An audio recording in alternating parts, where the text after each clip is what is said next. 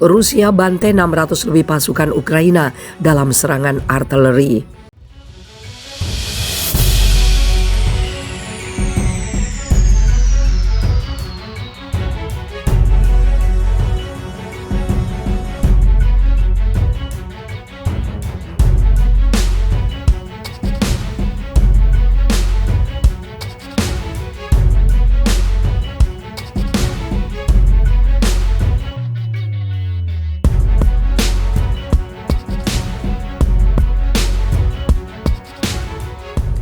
Rusia menyatakan artileri miliknya telah menyerang beberapa posisi dan benteng Ukraina pada Kamis 5 Mei 2022.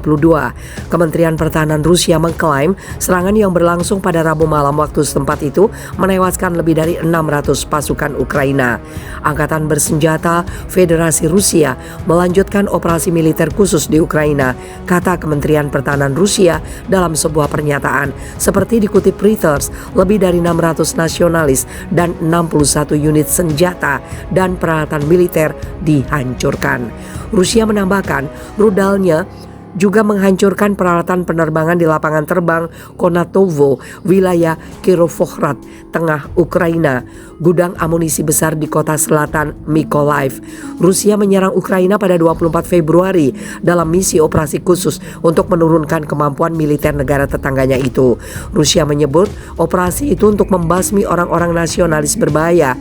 Barat bersaksi keras dengan memperlakukan sanksi ekonomi dan mengasingkan Moskow dari forum internasional.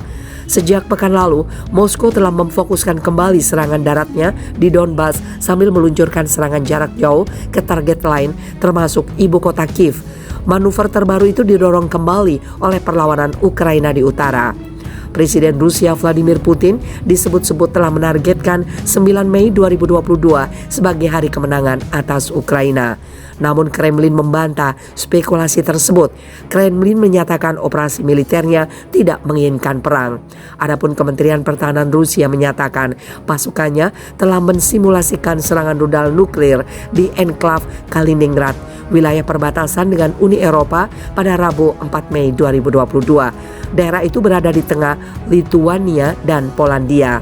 Selama latihan itu, The Moscow Times mengutip pada hari Kamis, Rusia mempraktekkan peluncuran elektronik sistem rudal balistik bergerak Iskander yang berkemampuan nuklir. Lebih dari 100 prajurit ikut serta dalam latihan tersebut. Menurut Kemenhan Rusia, pasukan mempraktekkan serangan tunggal dan ganda pada target dengan meniru sistem rudal. Mereka juga menjajah lapangan udara, infrastruktur pertahanan, peralatan militer, dan pos komando.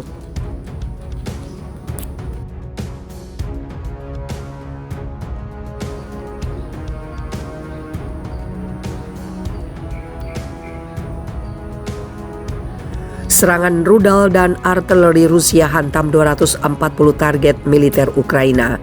Pertahanan udara Rusia menjatuhkan 17 kendaraan udara tidak berawak Ukraina, 3 rudal Totskayu dan 9 rudal Smet tadi malam. Hal itu ditegaskan juru bicara Kementerian Pertahanan Rusia, Mayor Jenderal Igor Konashenkov. Menurutnya, drone jatuh di wilayah Mykolaiv serta di dekat Signalnoye, Luganskoye, Kraskovorovkav, Yasinovatoye, dan Sugres di Republik Rakyat Donetsk, pemukiman Olgino di wilayah Kherson, pemukiman Kerneshchina di wilayah Kharkov.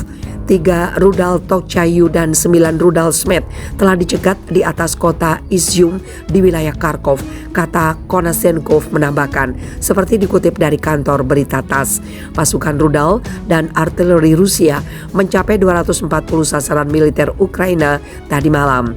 Pasukan rudal dan artileri menargetkan 44 pos komando dan 196 titik kuat tentara Ukraina dan daerah di mana pasukan Ukraina dan peralatan militer dikerahkan. Menurut kementerian itu, Angkatan Bersenjata Rusia menghancurkan 152 pesawat Ukraina, 112 helikopter, 762 kendaraan udara tidak berawak, 295 sistem pertahanan udara, 2.895 tank dan kendaraan tempur lapis baja lainnya, 333 peluncur roket ganda, 1.364 artileri lapangan dan mortir, serta 2.716 kendaraan bermotor militer sejak dimulainya operasi militer khusus Rusia di Ukraina.